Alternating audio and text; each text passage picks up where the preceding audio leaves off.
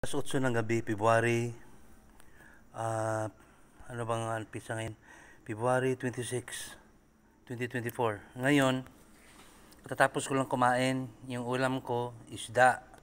Alam kong naamoy niya yun. Yun siya. Naamoy niya yun. Pero, hinati ko kasi yung isda. Kakain pa ko uli. Doon ko na mamayang mga alas 10, doon ko na ibigay sa kanya yung yung kanin at saka isda. Sa ngayon, magtaka siya dahil naamoy niya yung naamoy niya yung isda, tapos ito ang ipakain ko sa kanya. Magtataka yan siya. Magtataka yan siya. Bakit hindi naman yan ang naamoy ko? At least kumain siya.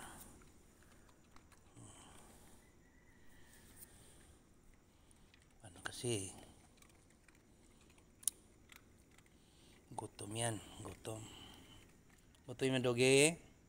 Yung naamoy mong isda, mamaya na, mga alas 10 ha.